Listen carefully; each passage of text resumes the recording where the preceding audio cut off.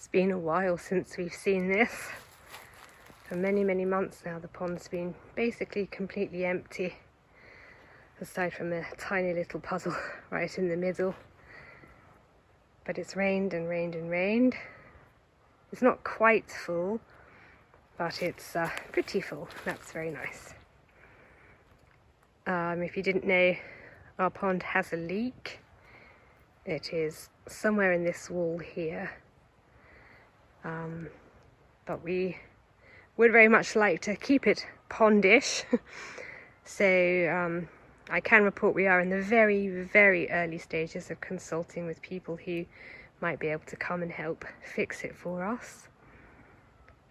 Because it's just so much nicer having this body of water on the property. And if it's possible for us to repair the wall and retain the water for longer, so much the better. It's lovely to see the pond back again. In the process of moving firewood, I have unearthed a termite's nest. We've had a bit of termite damage, and there are lots of termites around here, but I've never really seen inside a termite nest before. There were a few termites running around, but they've all scampered off. I don't know if there are any we can see. Anyway, that's a termite nest, or part of one.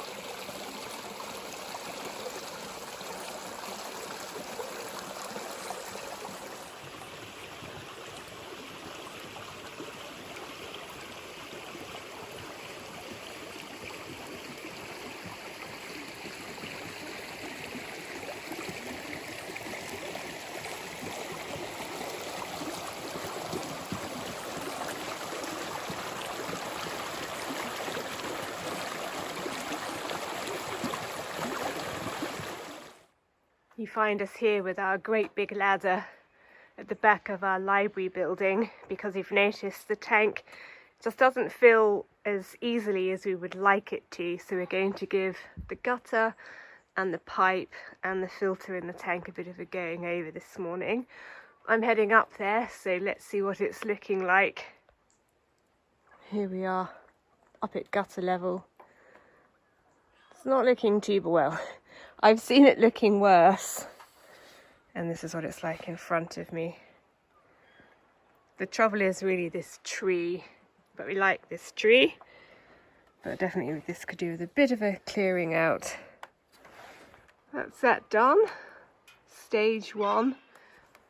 We're now moving on to phases 2 and 3, which, as I say, involves flushing this pipe out a bit and then flushing the net which filters the rainwater before it goes into the tank.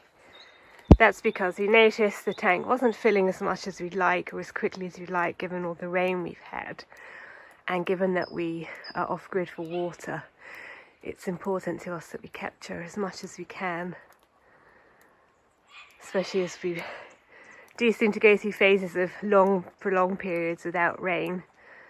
This tank is now full, but it should have been full a long time ago, so time to do some running repairs on the water system. This is what that net looks like. I call it like a giant tea strainer.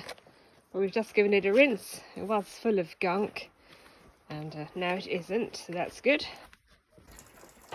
We're now flushing out this pipe just to make sure there's not too much debris accumulated in here. But as you can hear, it seems to be fine. We're heading down, as you can see, over the bridge, because I've got something exciting to show you. Oh, by the way, sorry if you can hear rustling. I am wearing my Berghaus over trousers, which I showed you when I got them, and just a quick update, they are excellent. I find that when you spend as much time outdoors as I do, out of necessity, and you can't let the weather slow you down, it pays to have the right kit and these are proven excellent. They are waterproof, but also I don't go really sweaty in them. Anyway, that's not the point. The point is I want to show you the Mr Darcy Walk. Do you recognise it? And just down there is the drive, and as you can see now from the path to the gate, we can see all the way down. It isn't finished, it is mostly finished. What I've got left to do is take the few remaining trees and tea tree out, which I have designated as being too large for my chainsaw.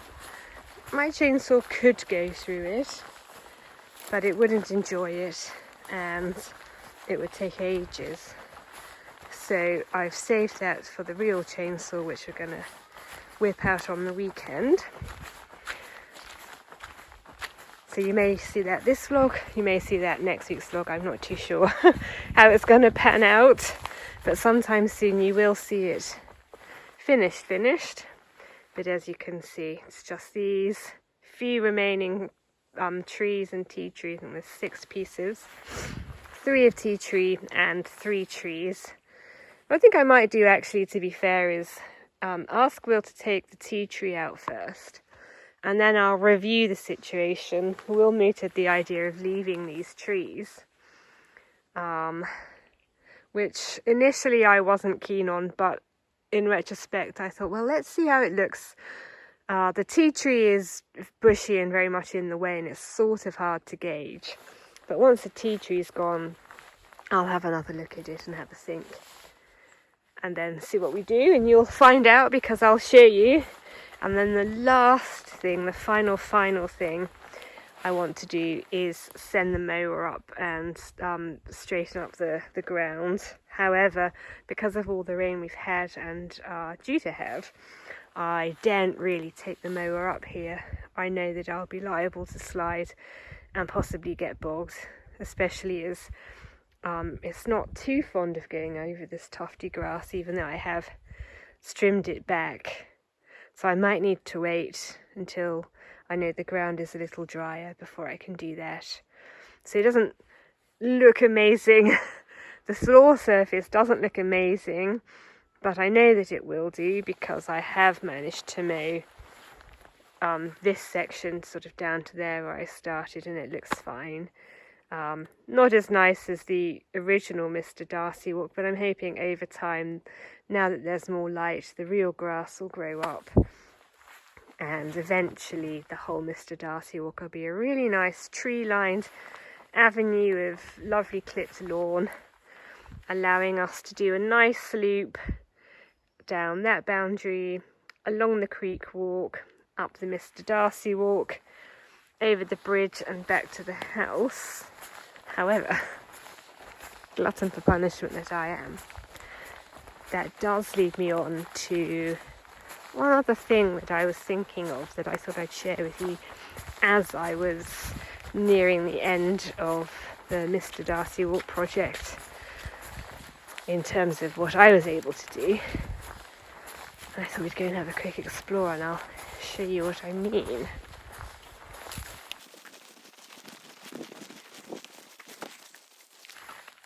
So here we are back at the path that goes up to the gate and over the bridge and back to the house.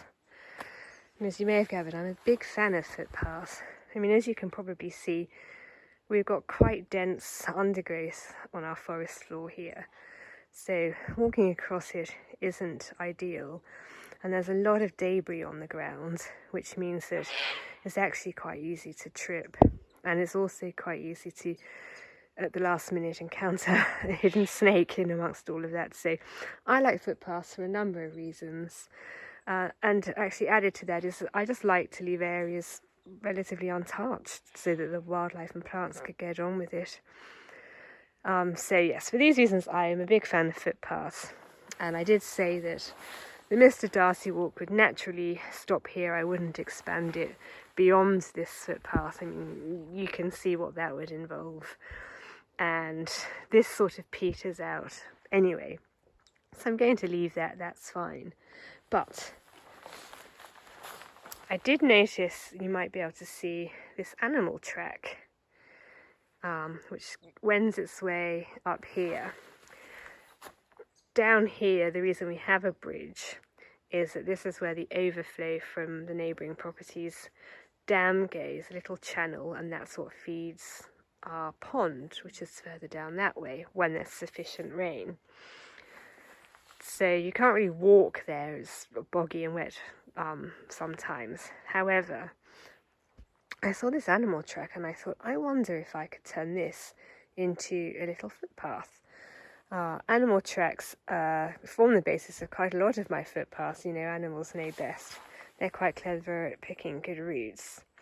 So rather than clearing out all of this, as I say, replicating the Mr Darcy Walk, I thought what I could do is make a more passable but narrow track. So what I thought we'd do, because I haven't done this yet, is go along it together and see if that would be worth doing.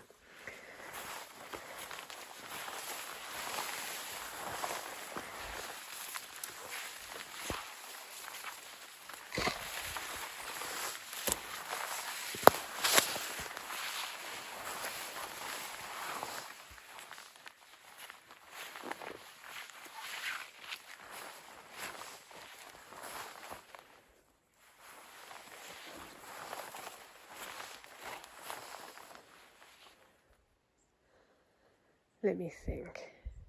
So I think we could now here be stood in the channel.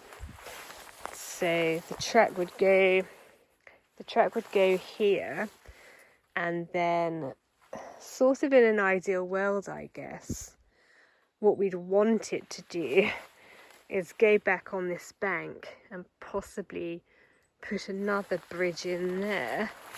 But let's not worry about that for now. This is where the animals come out.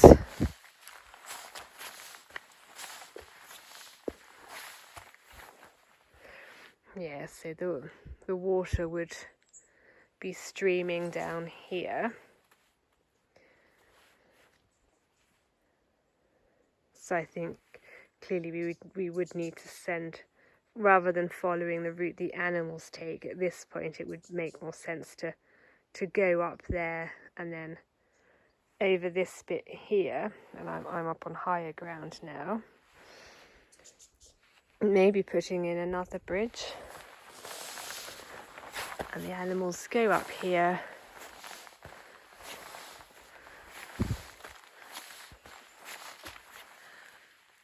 And then I'm in a position maybe to send a footpath up this side of the property, which we currently don't have. And on occasions, I do like to come down here. It's not like I've never been on this part of the property before, but we get the little waterfall going down past this tree, and it's all very lovely actually.